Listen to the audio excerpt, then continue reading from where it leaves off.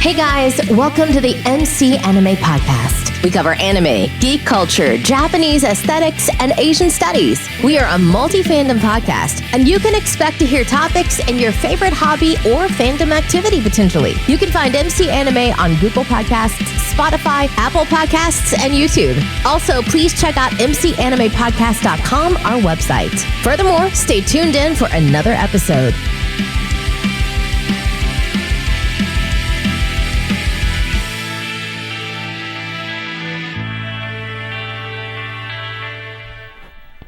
Hey guys, welcome to another episode of MC Anime. I'm MC Anime today, and welcome to the episode, and we have another special guest with us today. It's Scott Bradley. He's going to be introducing some horror and some other genres to us. How you doing today? Not bad, MC. Thanks so much for having me on. And I can't wait to talk a little bit of horror and how it tends to land in all different styles and genres, and it tends to accentuate everything. And what I love to say is that people who don't think that they love horror movies, they used to love them as kids. They secretly still do. They just don't see how it evolves into different genres and helps continue moving the art form forward. Alright, so tell them a little bit about yourself, where they can find you, and what you do. Sure. So I'm a podcaster and I'm an author. My podcast is called Hellbent for Horror. It's been around since 2018.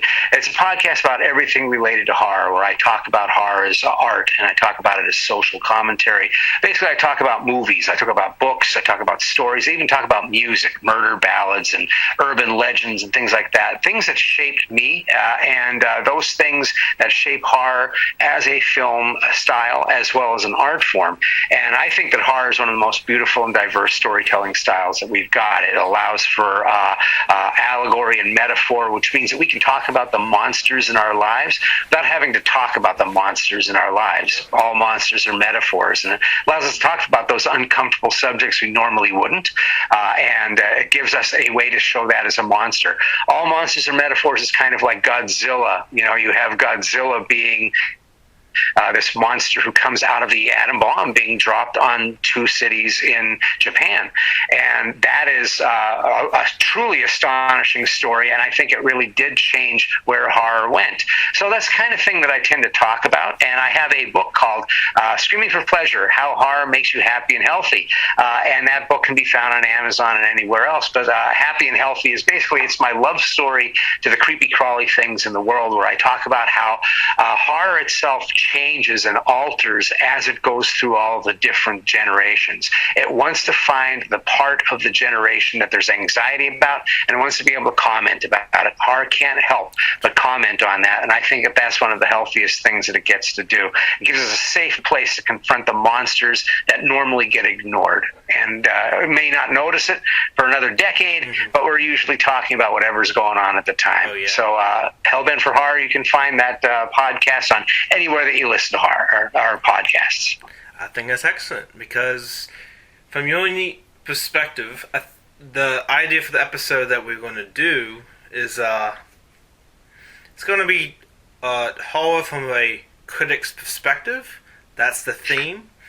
So we're going to look at some movies and some franchises a little bit to see where do they align with Scott Bradley's perspective of critic background. Well, I'm looking forward to talking about all of this. I had mentioned to you beforehand, I watched anime but a long time ago, and I haven't kept up with it because there's so much. The world of horror, the world of genre is so broad, and that's what's so great about it. There's something to scare everyone. There's something to entertain everyone, and it's very subjective. What scares you may not scare me. What scares me might put someone in the hospital. But at the same point, what is great is that it hits on a personal level. And it also means that there's horror in all different areas that I don't know. I know that I started watching foreign horror back in the 80s when video stores were around and you could just go in and grab whatever you could. And Asian horror, some Japanese, but Asian in a very general fashion, really got me through the 90s when horror movies in America really kind of sucked. There weren't that many good horror movies. And Asian cinema really came through and took me in a different direction. What I love about Japanese cinema and what I love about anime is that it's truly surreal. It goes back to what horror really does best, which is the nightmare world. You can sometimes have things that are based in reality, and that's great as well. But I think the real gift that horror has is like going back to Nosferatu and Frankenstein and all of these movies where, you end up having German expressionism is kind of the thing. It's expressionistic. So Japanese cinema is not logical, straightforward. It has this bend of fantasy. It has this dream logic. It has this nightmarish quality, and it bends what the camera normally would do in a film. So if you watch even older Japanese horror films, they're advanced beyond just having the camera stuck on stilts somewhere and people walking in and out of frame. The camera is constantly moving. Sometimes camera angles depend on the character.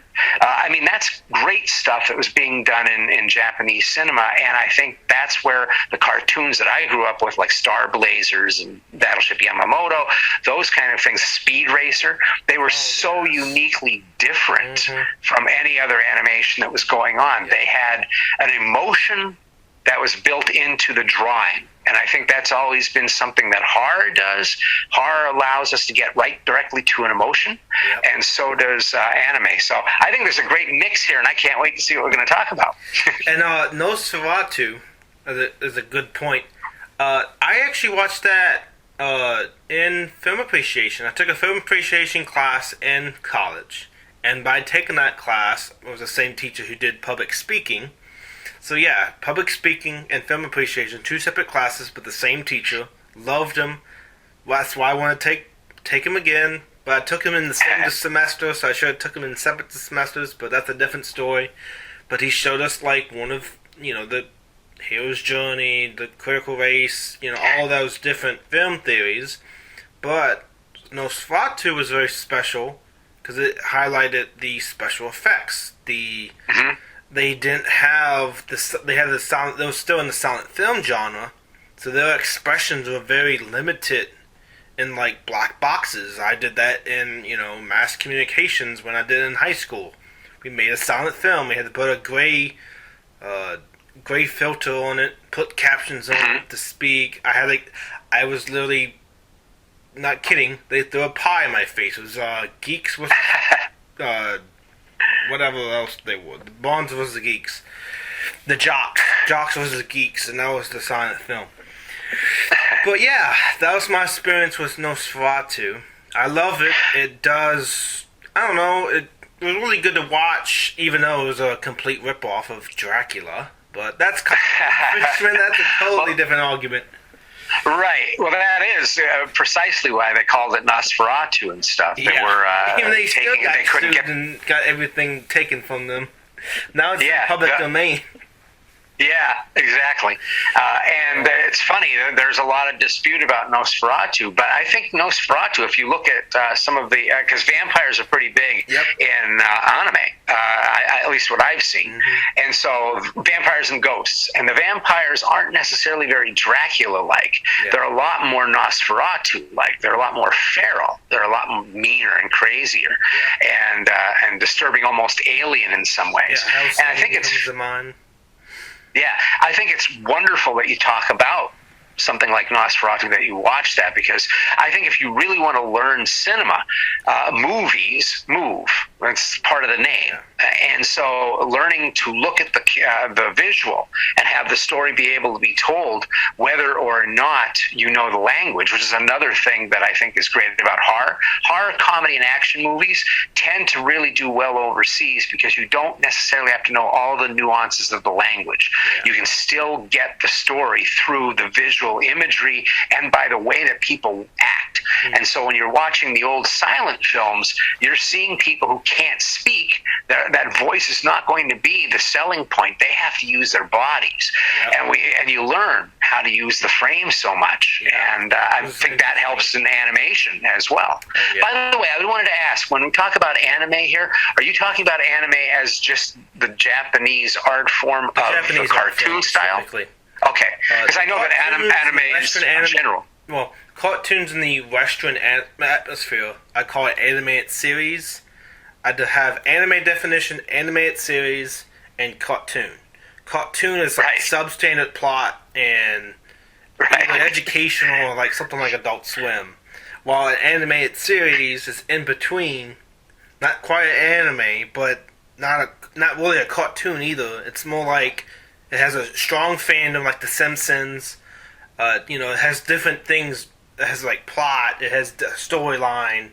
Like all of that goes in together. What I define animated series, and an anime. It's animation directly from Japan, and any anime from like China or Korea, it's not. It's animation. It's Asian animation, but not anime. It's a little. Okay, that's what I wanted to find out, because I know that there are in Japan. I mean, anime is the name is coming from animation.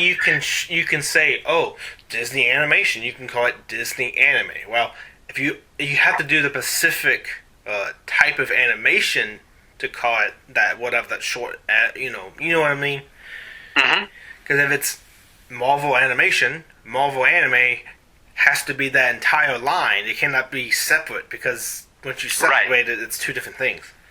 Right. Okay, got it. I wanted to make sure so I don't go down the Korean path, which is one of the things that South Korean horror films have been amazing since 1990 or so.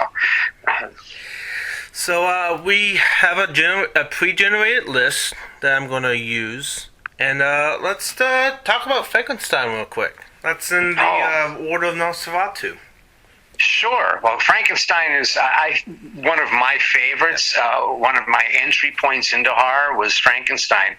The idea itself is absolutely disturbing, but the monster was so original, and still, I mean, it's 100 years old, and you still see, almost 100 years old, and you still see that face and that look as this iconic thing of the beast who comes to life.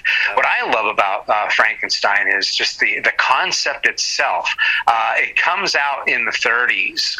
We're going through the Depression, and you'll notice that a lot of times movies that really do well during times of hardship tend to have something to do with horror. It doesn't necessarily mean absolute, but at the same point, you'll see that when things are going a little bit crazy, when there's turmoil, when there's anxiety, the horror film tends to answer. When you look at Frankenstein itself, it's kind of an answer to the Industrial Revolution. You know, you have Mary Shelley writing this at a time when London is going crazy. You know, overnight, it turns into factories and stuff where people aren't sleeping.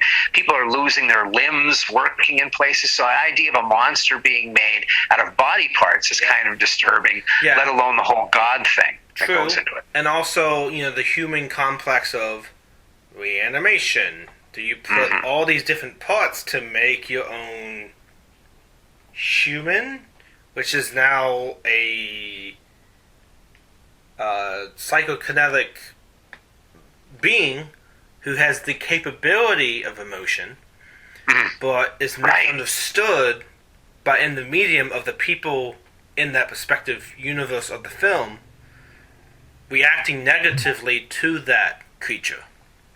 Yeah, I mean, I think that's a very interesting point. I think there's a time period which is a little bit before me called Monster Kids, and that's when all of this stuff suddenly became important and exciting.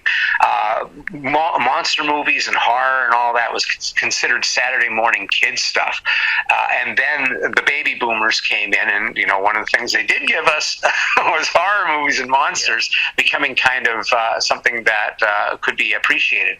And so we have a lot of people my age that really related to the monster.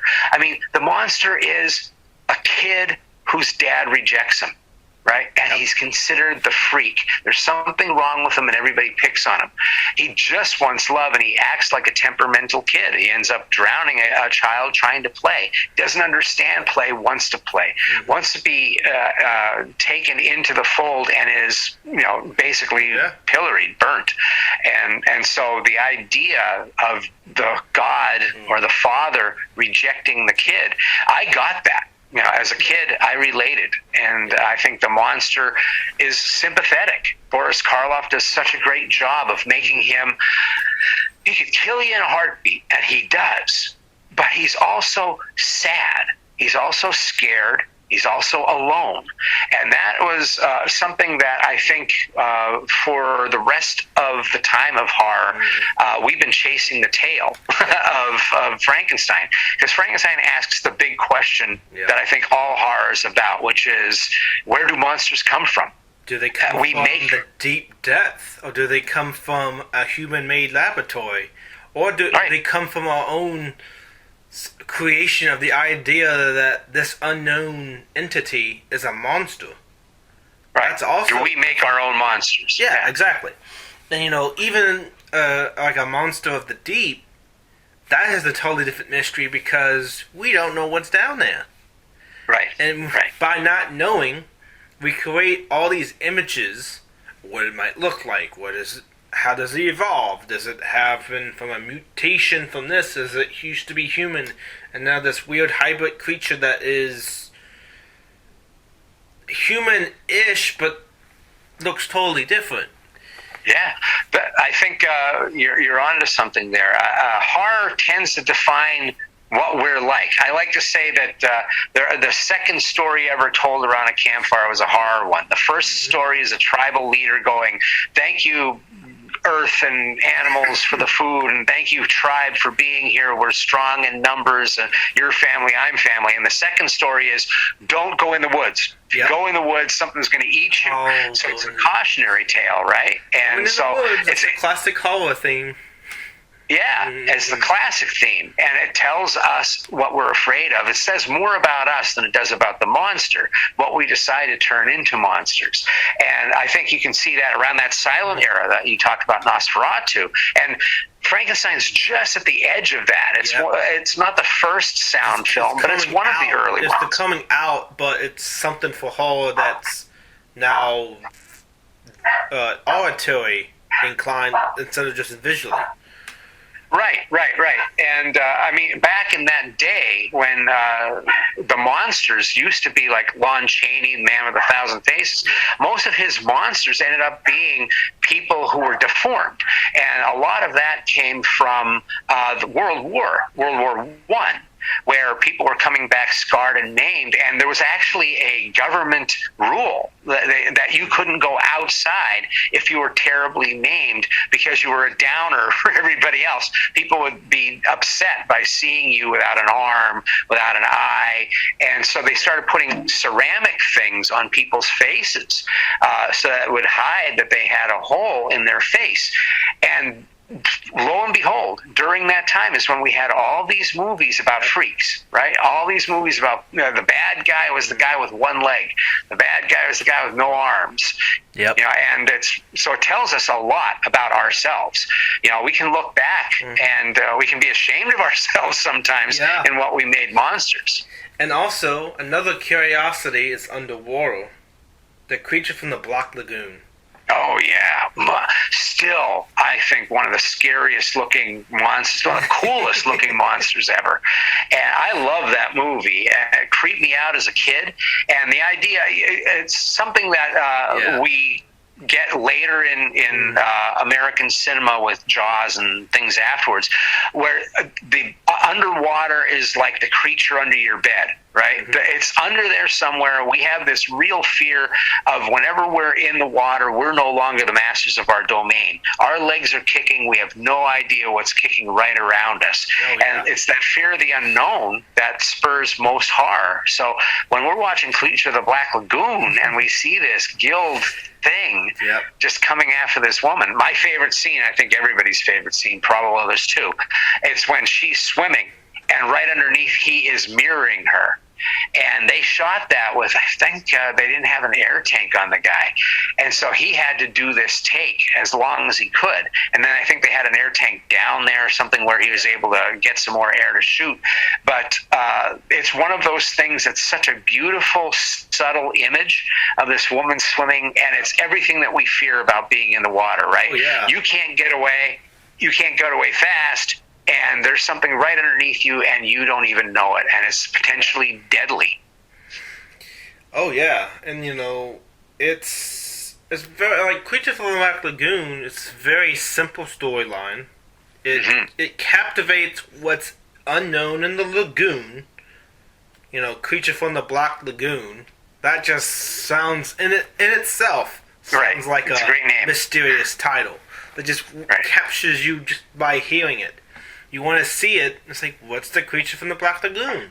What does it look like? Is it terrifying? Is it something like was it entering an alligator, or is it its own entity? Like we don't know what it is. So when you actually see it, and you see it's more like based on a lizard. Oh yeah. Combination of Frogman, you just get thrown off. Yeah. Oh, it scared me as a kid. That first shot of where his whole face is filling the screen. Oh, that was nightmare fuel for me. I was like, oh man, that's like worse than my angry uncle. Right? And you just think of the the makeup going into that. To achieve incredible. That, they don't have the technology we have, so they have to do full-on bodysuit. Makeup. If they did, because sometimes you have to make an aquatic suit that has to go underwater. Yeah, so it was an amazing accomplishment. I'm trying to remember the woman's name who created that outfit, but it's legendary. Names. Yeah, I don't know. It's actors, legendary. I don't know producers, directors. Yeah. Very few in between that I know. I just know the movie. I don't even know the characters who play it. Well, it used to be so primitive. I mean, there was a guy named Jack Pierce who did the makeup for Frankenstein, Dracula, the Mummy, the Wolfman, the original Wolfman. And he was king of that stuff, but it took forever. He had to invent everything. Like that head that Frankenstein had, that's like cotton. And they just put mixed up paint and stuff on it, and then they smoothed it out as best as they could. But that whole thing, they were inventing it. There was no latex. That stuff was not there. So when they came up with the Creature of the Black Lagoon, that was basically taking a scuba suit and really working it up and turning it into something that was thoroughly unique. I think it's the great makeup of that time period. As much as I love Frankenstein for its subtlety and how iconic it is, Creature of the Black Lagoon has to be the biggest risk-taking thing ever. Like makeup underwater, if that suit doesn't work, the movie doesn't work. Yeah. And it was really terrifying. I thought it was really good when I saw it as a kid, and every so often I go back to it because it's got a really it's not even a simple idea to me. It's just one of those films. If you watch it, it's just striking in the time period, and the plot is just spot on. You can follow along and just know exactly what's happening. Yeah.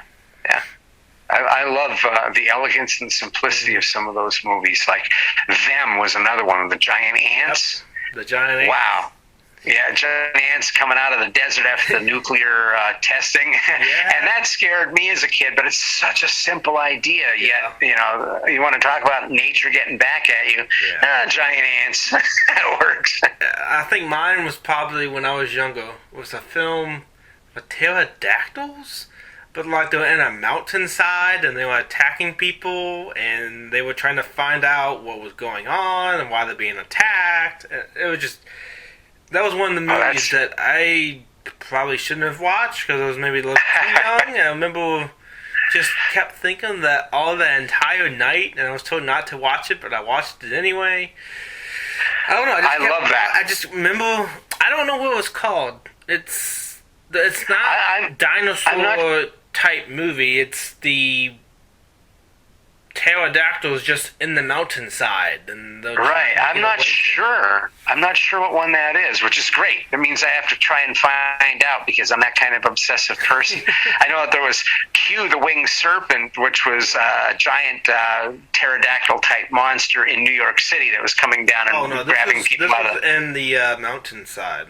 Yeah. So that's really interesting. I like the idea of them being in the mountainside, and attacking everybody, and they're the only last hope to not let these creatures out in the world because of how devastating they are.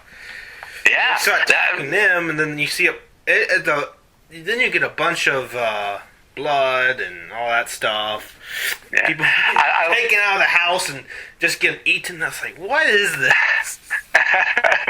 I love that you said that this was something that you probably shouldn't have watched at the time, because I think that's when we find what I call our first kiss, which is the thing that gets us completely addicted into this stuff. Yeah. You know, we watch a bunch of horror movies that your parents allow you to watch and stuff like that, but then there's the one that you're not supposed to watch, and that's the one that's yours, that changes everything for you. And I love hearing those from people. I hear all sorts, and I love that I've heard one that I've never heard before, because it's a movie I don't even know. I keep wanting... Yeah, I mean, there's research and find it later, but it's going to be a lot of searching. It's amazing, because I've seen a lot of dinosaur movies and monster movies, but that one's not necessarily... I don't think that it's based on dinosaurs, really. Right, this is a pterodactyl, which is dinosaur genre. That I think maybe they never gone extinct.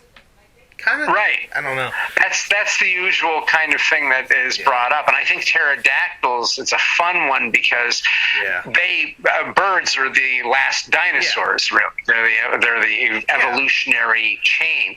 Them and alligators, but and birds even more. They haven't evolved very much from that time period. They just the bigger ones died out. Yep. So a pterodactyl out of anything hiding somewhere, well, that would scare the hell out of me. True. And that brings us to the next one on the list. I think I believe that would be, American Werewolf in London. Oh, okay, great. Yeah, American Werewolf in London is an amazing movie. It came out when I was in high school, and it was... There had never been a movie quite like it in visual sense. It's kind of an old idea. It goes back to the original werewolf guy monster, where you have a curse that's put upon somebody. Whoever's bit by a wolf will become a wolf in the moonlight. Although the first one, the moon's not really that important, and silver bullets aren't brought up, and all sorts of different things. Yeah. So it's interesting that this one kind of takes that old tradition and modernizes it, puts it in the Scottish locks and in England and in London.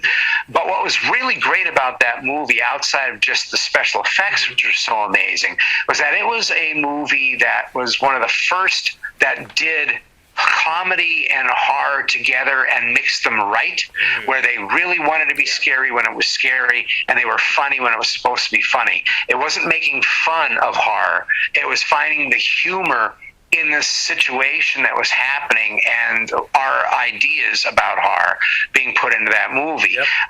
The first attack is really violent, where the friend is killed and he's bit, and then we have some humor. Even when the transformation is happening, they're showing like Disney statuettes and stuff, and there's silly music playing, and it's and what was really great about that transformation is it happens in broad daylight, right? And it's a bright room, and most of those movies before that, they would always have this fading transitional thing. They would do wipes of a guy just standing there going, and they put a little bit more makeup on, they turn the camera back on, it would look like he was growing fur right there, but it was always hidden in shadow. It was always done with multiple takes, and the thing that they wanted to do in American Werewolf was get rid of all of the shadow and hiding places for the special effect, and have you literally have to watch this guy's hand stretch and his face break out, and how scary and how painful that whole thing would be. So it was super revolutionary. First movie to win an Oscar for Best Special Effects. They actually made the category because special effects are starting to really get big in movies, and they like jumped in technology every year, and so they were like, we can't hide this anymore. We have to put an Oscar together because if we're giving it for best makeup, and we're giving best makeup for people who are doing powdered wigs, what about the guy who's creating a creature out of rubber and pieces of metal and pistons? So Rick Baker, that was the start of a it wasn't the start of his career, but that was the start of a legendary career, where he went on to make quite a few amazing films and do his own werewolf movie. He then was involved with a werewolf movie in the 2000s. Most of that was CGI, but there was still some makeup in there. Oh yeah, I like the classic I like the classic werewolf that it's spread by a virus, and that transmission of biting or scratch transmits that virus to you. It's not like rabies. It's not a bloodline tradition like other werewolves are. It's just like it's similar to a zombie virus, the Z virus coming out and just affecting everybody, and you be affected by it too. You can add more, just like vampirism and all that stuff. I like that more than, I don't know, ancient family bloodline. I mean, he werewolf by blood. And I was like, okay. Well, it's our greatest old fear, right? We're afraid of the other. We're afraid of the thing that's out there that can take us away from our families. Cooties. When you're a kid, you're playing cooties, right? You're like, ew, don't touch me, you got cooties. And, what is Tag, really? Which is a great Japanese horror film, by the way, Tag, if you haven't seen that. Tag. Ooh, that sounds interesting. But Tag's really crazy. I'll just give you the opening of it. There is a wind that is blowing through Japan. The wind itself is cutting people in half. And there's a scene in the very beginning where there's a school bus full of schoolgirls, the traditional Japanese schoolgirls, and they're heading to some school function. There are two buses, and the bus up in front, as the bus driver's watching, he watches the top half of the bus just come right off and blood flying everywhere. And before he knows it, it's happening to his bus. And there's one girl who she drops, I think, a pen, and she goes down to pick up the pen. As she's laying down there, the thing goes through, the wind rips through this, and you just see all of her friends' heads just come off. Yeah, I think that reminds me of an anime or something with the wind. Yes, something. Absolutely. That's one of the things that I think is really interesting in Japanese cinema and in anime, in the horror area at least, that they definitely marry from each other. Yeah. They definitely come up with the ideas, and it's always this very strange experimental thing. I mean, killer wind is not something that we would normally think of, and at least not a wind that would cut people in half. Yeah. Right? That's just like the wind using as a weapon. Right, it's like a sword, an invisible sword going through the air, and people are running and hiding, and you can see people not making it and falling over. Wind being that fast. That's not even hurricane winds can do that. Right, right. When you go across the sonic barrier, I don't even think that does that. So is it a creature in the wind? Is it just supernatural wind? Is it that there's an invisible beast that's so big that it creates a wind as it's going through? What I love about this stuff, like Spirals, the horror movie Spirals, which Uzumaki, I think is how you say it in the Japanese title. But that's a movie where people are dying, getting insane over the spiral patterns that they're seeing in snails and stuff, and they're killing each other and committing suicide, and it's never explained. It's not like, oh, there's a ghost and there's a curse. No, it's just like, well, this is a town that's cursed now. For some reason, the smoke starts swirling in spirals and people start killing each other. And I love that. I think that's hitting on what is cool about horror, the idea of the unknown. I love monsters. I love even serial killers and slashers, but I really have a love for when horror goes supernatural and it doesn't explain it. Oh, yeah. Like, it's really fun like that, because they don't have to explain the continuity. It's like, no. well, you watching a B-tier movie, it's independent or whatever, you watch it for the sake of watching it. Yeah. It catches something inside of you, something unconscious is how I look at it. I think we're always talking about what scares us in our art. And I think horror allows it to be a little bit more honest in that. But there's also stuff, I love when it's unknown, because that's kind of the modern aspects of horror. Back in the 30s, when you have Frankenstein and stuff, you could have the monster do terrible things, but it had to be punished at the end. Yeah. There had to be an end to the movie where good triumphed. All the way up to like The Thing and The Blob and all these things. The monster has to be put back in the box. Yeah. And then around 1960 with Psycho, we have Norman Bates that changes it being a monster to looking like the boy next door. But it's really the zombie movies, Night of the Living Dead in 1968, that changes everything, that doesn't allow the monster to go back in the box. So I love when the ghost story doesn't end with the curse is lifted. I love when there's not really like ghost stories. For me, the first 2/3 of the movie is the most terrifying thing ever. But then once they know it's a ghost and they have to do the curse, then I'm like looking at my watch going, well, put the key back in the box, whatever it is. I mean, the idea of being stalked, the idea of being prey, which is what we were afraid of with the creature of the Black Lagoon and the shark and everything. We don't like being preyed upon. And that's where we get a great amount of our fear that lands in horror movies, is us being put in a position we never want to be in real life, but we get to experience it in the safety of our homes. Speaking of justice, we kind of had to take another revolutionary thing in horror, or the slasher genre. One specific example, I Spit on Your Grave. Wow, that's an amazing one to bring up, and it's so I watched it great. And I loved the movie, and it's just like, yeah, this was a movie. Oh God, I know the rape revenge genre is huge. It's getting bigger now, and I think it says something about where we are and it's in not I in don't think it's culture. exploitive. It's not in that exploitive nature. Isn't that interesting? I mean, I love how times change and how culture changes and matures. So when I Spit on Your Grave first came out, it was considered one of the most repulsive films ever made. It was called garbage. Worst movie ever. And that actually had the opposite effect. It made more people want to watch it. I even watched a documentary of it. It's like, there's even a documentary and then explaining all of this. It's like, what in the world? Yeah, well, the documentary is great because it gives you an idea of what the director was trying to do. I mean, half of that movie is a rape, right? A gang rape.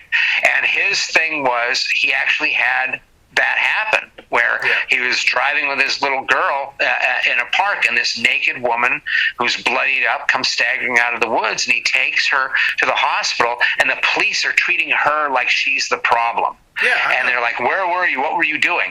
And that affected him so much, being someone who saw that pain, that he decided to make a revenge film where the woman actually gets to take the guy out and cuts one guy's penis off in the tub.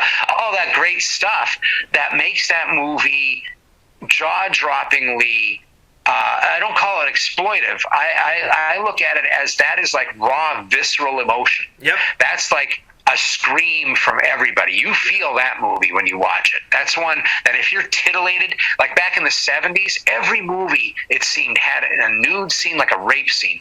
You know, you'd have Westerns where there just have to be the one maiden girl who some guy comes and rips her top off and pulls her down to the ground. It was like this weird thing of, it was eye candy. Yep. We were titillated, or attempted to be titillated, more than we were supposed to be empathizing. And how do I know that? Because when I watch I Spit on Your Grave, there's no titillation whatsoever. You are looking down at your shoes at a certain point because it is so brutal. Yep. And what I find interesting now is that it's now a movie that feminists love. Oh yeah, they can identify with it more because it tells a story that there is you can't necessarily always rely on the quote unquote system to help fix it.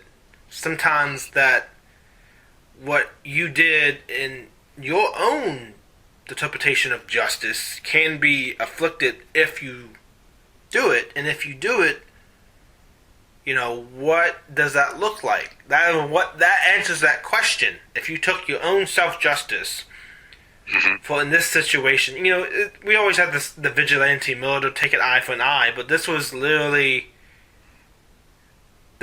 than this take eye for an eye. She didn't just do that to them to, now you be against your will, but it's like, well, you're also going to end your life just like you left me for dead. Right. And the things that you did, I'm going to do similar or even do worse. Kind of. Yeah, and she's not happy at the end, right? Yeah. It's not a happy ending. I think that says a lot about what horror movies do. They get us thinking about that kind of thing. They let us look at the darkest parts of ourselves, that shadow part of us that nobody wants to admit is there, but is there because it's a human thing and it's a primal thing. But you're hitting on something that I have a strong part in my heart about with horror. I don't just talk about the movies that are like, people will say, oh, that's an art film. To me, if you want to know what's freaking people out in any decade, go back and watch the really trashy horror movies, the drive-in horror movies, the made-for-TV horror movies that were happening at that time, because exploitation is honest. Exploitation tells us what we're afraid of because they have to make money. They need to know what's going to push our buttons. So when you're looking at The Exorcist and all these movies that happened in the 70s where it was basically kids out of control and the parents don't know what to do, well, that's what was happening in the universities. That's what was happening. The church was losing its power. The Catholic Church was super powerful, and all of a sudden it was losing some of its power because of its scandals. And you see that with feminism when the Equal Rights Amendment was coming out in the 70s. There were all these movies like The Stepford Wives, and there were all these movies about rape because there was an anger that was going on. And you look back earlier, the giant ants and stuff, we dropped bombs on Hiroshima and Nagasaki. And so all of a sudden we're worried about the box, right? We can't put Pandora back in the box. And we've got this whole thing that is happening where we feel guilt. We killed a bunch of people. And so we're worried, is nature going to get us back? Are people going to get us back? The communist scare. All of that is in the horror movies of the time. The other was really that. And now, when I brought up I Spill on Your Grave, it's like, well, this is going to be an interesting tag on the podcast, for at least. Because I know what is like that borderline. But you know what? I wanted to discuss it because I loved it so much. Yeah, it really is topical too, because that is the scream that's inside of so many people, specifically women, who feel unheard, right? In the tagline. Yeah, I spit on your grave. This woman has just maimed, chopped, and stabbed 5 men, and no court would convict her, I think is the tagline. Yeah.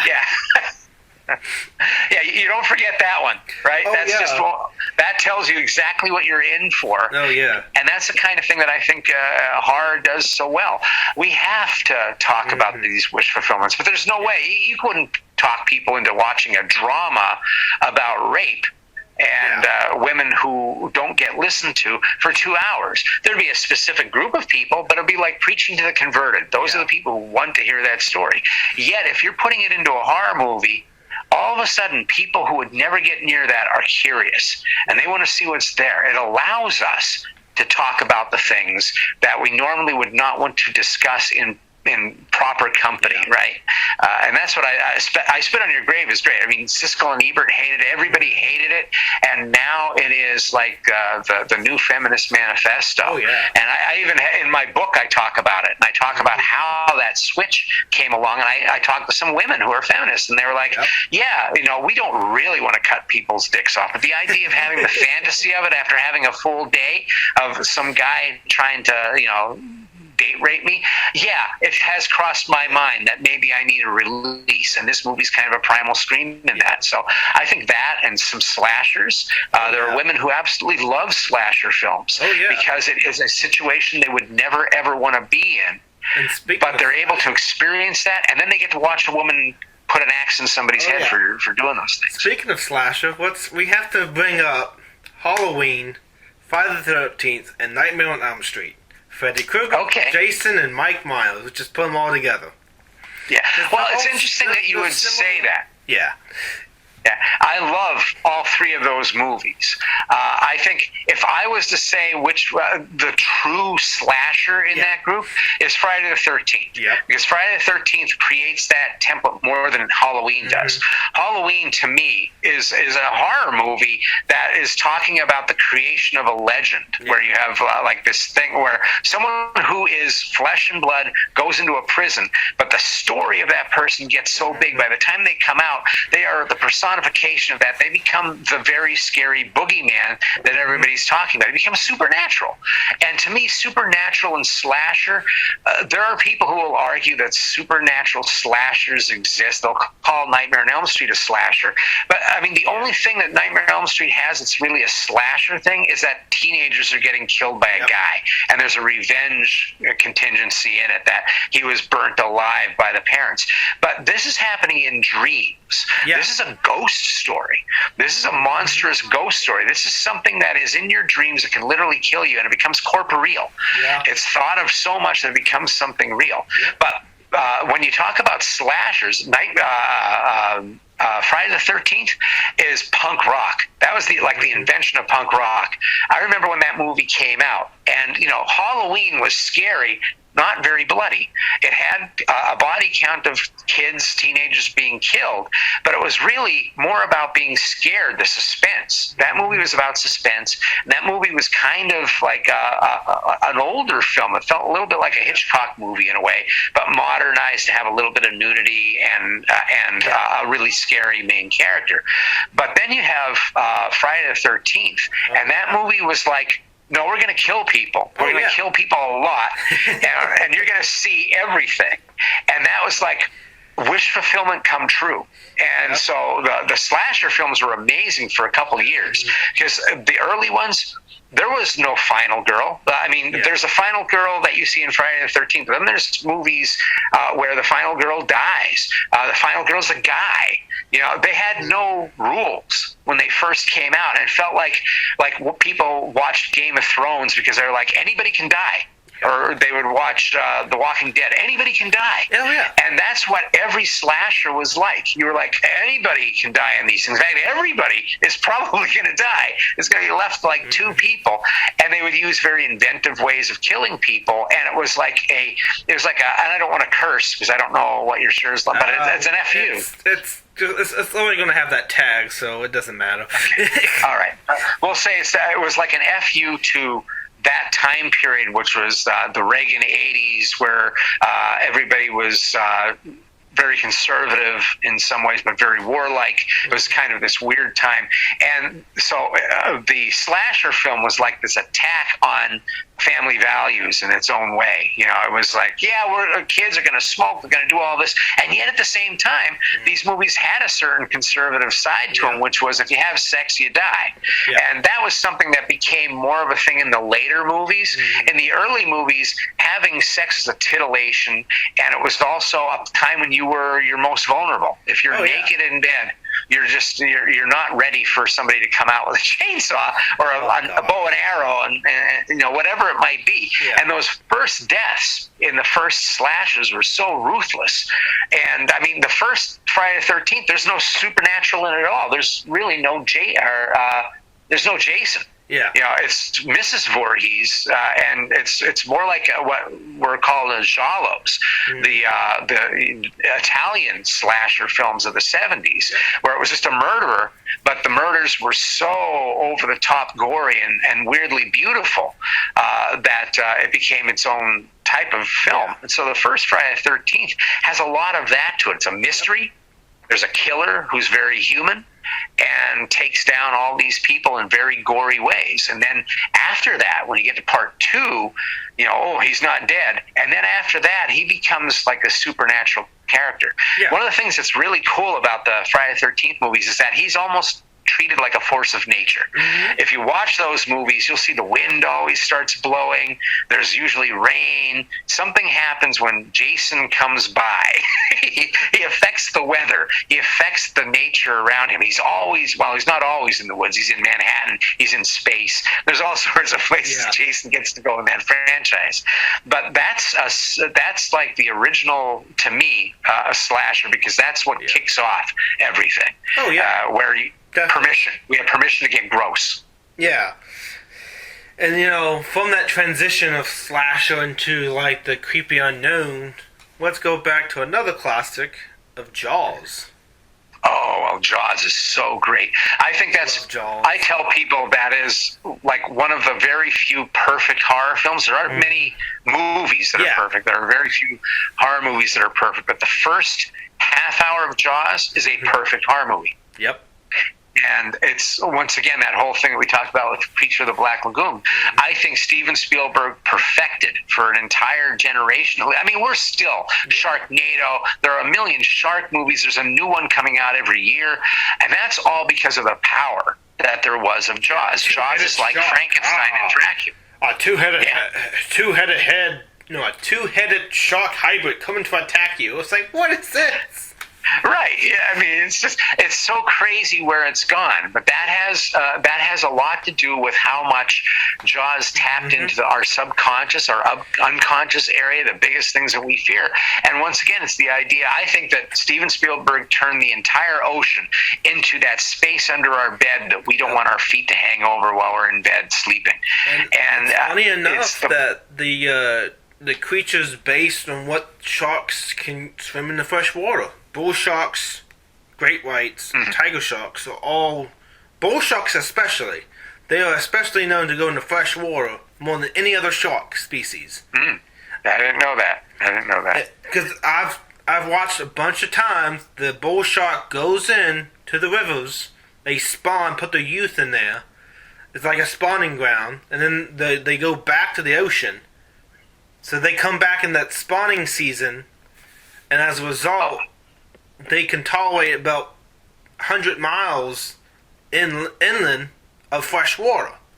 That makes sense, actually, because I'm thinking about how, rivers, they all flow into the ocean for the most part, and so a big river would be a spot where there's fresh water. There's the mixture of fresh water and salt water at a certain spot. Yep. And like I live in the Bay Area here in San Francisco, and I can go down to the bay and I can see where creeks and small streams flow right into the bay. And it's really interesting to see this spot where the two waters are kind of like swirling together, because one is pure salt, well, not pure salt, but salt water, and the other is fresh water. Yep. And I know that there's lemon sharks and stuff like that that are in the bay, and you can see them every so often swimming by.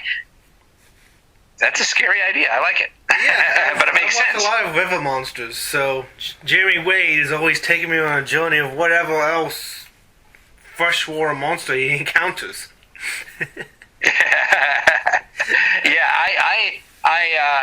Jaws is one of my favorites because it's so simple, right? And it's a real monster, right? Yeah. It's something that we really are afraid of, and it's something that tapped into... I remember when that movie came out, nobody went... I went to the beach, and there'd be like 10 people in the water. Everybody else is on the beach. No one's going in because that movie just got under people's skin so much. And I went into the water, and I stepped on some shells, and I jumped in the air, screamed. Of course, I'm thinking it's a shark mouth, but it was just something else that was in the water. And to me, that's the thing about Jaws. The shark is scary, but it's the idea that the shark can be anywhere that's scary. There's a really good one that came out a couple years ago called The Reef. That's one of the movies that is a good Jaws ripoff that's really kind of suspenseful and scary. And it's also good because it hits on the idea of what's underwater is what's terrifying. What you see on the top isn't nearly as scary. And so there's a lot of people like kind of realizing the way that things are happening around them, that there's a shark nearby. Godzilla. The mother comes out to protect the young, and after the mother dies, the father comes out. And then the father's on the bridge, and they have to take him on the bridge. Yeah, I love. I'm so happy that we got to talk a little bit about Godzilla. It's so easily forgotten. Godzilla. This is the recent one. American Godzilla, not the one. Oh yeah, the MonsterVerse. the Godzilla idea is so great to me, and it talks to how horror speaks to what scares us. Think about a horror movie being made within a decade of 9/11. Right? Oh. When 9/11 happens. And that's just not happening. But Japan did that because they had a bombing of Hiroshima and Nagasaki, and within a decade, they had Godzilla rising out of the water, shooting fire, not blowing up San Francisco, not blowing up New York, blowing up Tokyo. Yeah. This is like really talking about the grief and the horror of what happened to them and the shame. Yeah, in a way, they brought that on themselves. And so there's that whole feeling that here's this monster, this god, coming out of the water to punish the Japanese again and again. So think about being someone who is Japanese within a decade of having two cities basically laid to waste, and you're watching a movie about a monster. Talk about primal scream. Yeah. Talk about I Spit on Your Grave. This is like you're getting out all of that stuff. Yeah. And so Godzilla seems like a very, very innocent thing, right? No. But I think that there's a really strong bit to it. So what we're missing. Brings us to The Conjuring. Oh, yeah. Recent. That is a great one to bring up. So I talked about ghost stories before, that they really scare me. Sometimes people will ask me the question, what type of movies scare you the most? And the answer is ghost stories and possession stories. Oh, yeah. And they're just, they get under my skin, and there's a reason for that. So when I was a kid, my parents were in a fundamentalist cult, basically. They thought the world was going to end in a couple of years, and they believed that demons were everywhere. And so I was brought up with the idea that if you did anything wrong whatsoever, there was a demon invisible in the house, and it would sense your sin and come and jump in you and possess you. So nothing was scarier to me as a kid than being possessed. And even though I grew up and I grew out of a lot of this, there's still a part of me somewhere in here hidden that is terrified that that's real, that that's something that can really get me. And so I would watch these movies, and they would terrify me. So The Conjuring, I actually met Ed and Lorraine Warren back in the 80s, the people who this is based on. And that was a really weird thing. I saw their little basement in Connecticut, and the doll really was a Raggedy Ann doll, Annabelle. And it was in this big case. It said, "Do not touch under anything." She was the psychic, like is in the movies, and he was more of like the tough guy. He wasn't as much this exorcist kind of guy that's in the movies. They had a priest that they brought along with them to do things, but he would photograph everything, Ed. And so they showed me the monster stuff that was happening in Conjuring 2. They talked about a whole bunch of different scary, cursed things. So I had a big fascination with The Conjuring. I really think James Wan is a highly underrated director because he's made so many franchises, and they've all been very popular, and those movies continue on, like Saw. The original Saw is magnificent. I love the original Conjuring. Saw is fantastic. Conjuring 1 and 2 are really, really good movies. And he does franchise. What was the other one? Oh, my goodness. How can I not think of it? There were like 5 of them. Insidious. Oh, yes. The first Insidious. I remember watching some of that. Yeah, Insidious was really, really good. I think that he gets hit for the franchises that are made out of his movies. But he has a fantastic understanding of suspense. And he knows what makes a scary story. That whole thing of the claps in the original Conjuring. Yes. Is so creepy.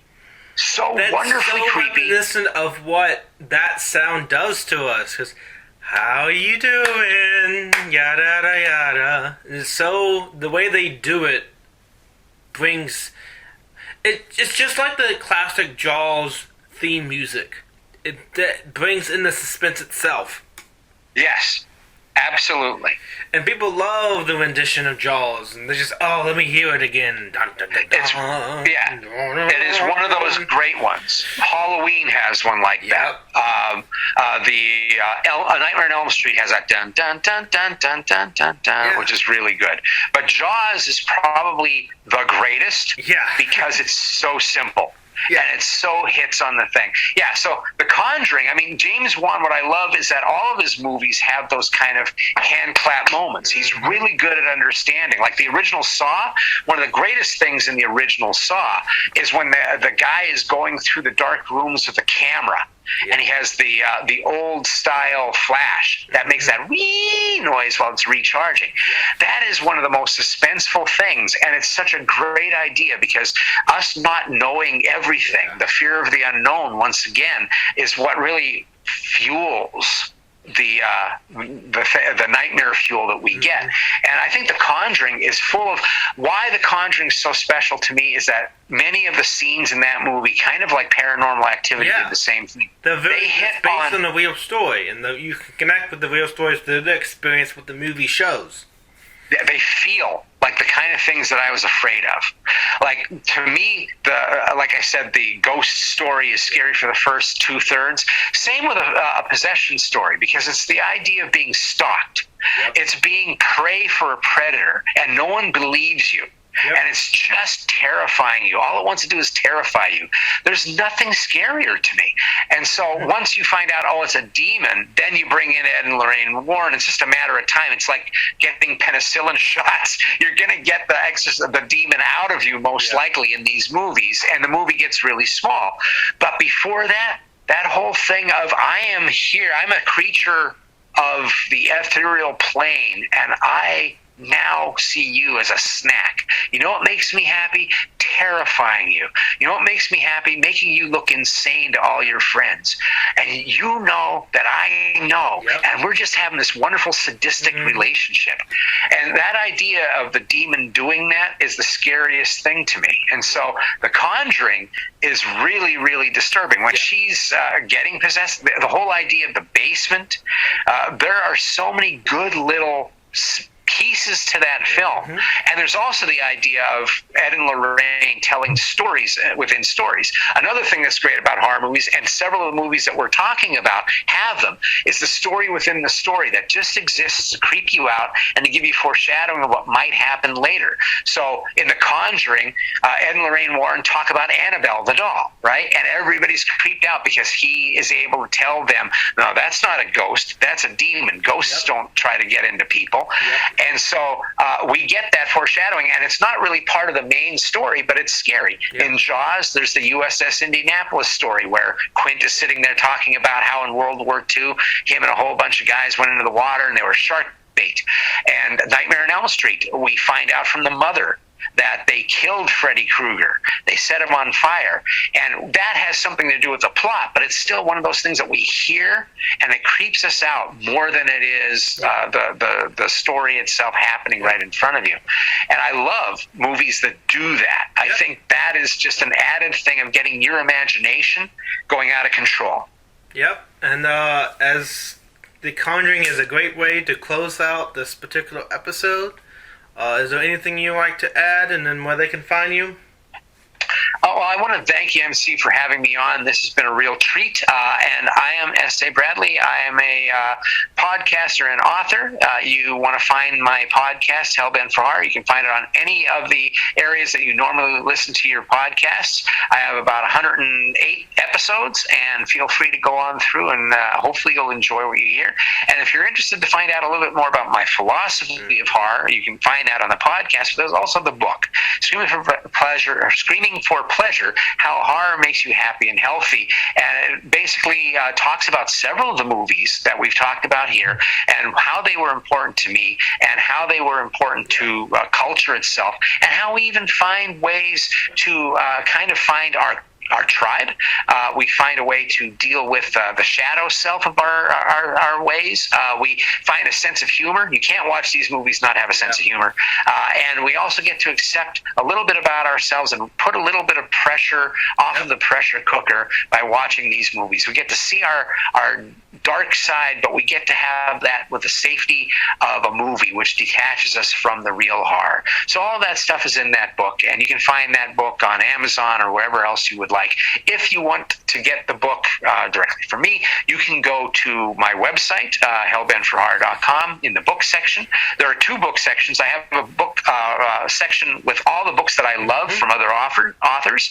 There's also the Screaming for Pleasure thing, and you can get the book from me, but also if you're someone who wants to help independent booksellers, the mom and pop stores that are having a hard time right now, I put my ISBN number, which is the coded number for the book. You get that number off of my site, you take it to your mom and pop store, they'll be more than happy to get that book for you special. That's these days, I think it's really important to help the small businessman at this point. All right, well, that wraps up this episode. This is the horror from a critic perspective and my passion with watching it as I grew up and everything in between. Thank you so much. Thank you so much. All right, guys.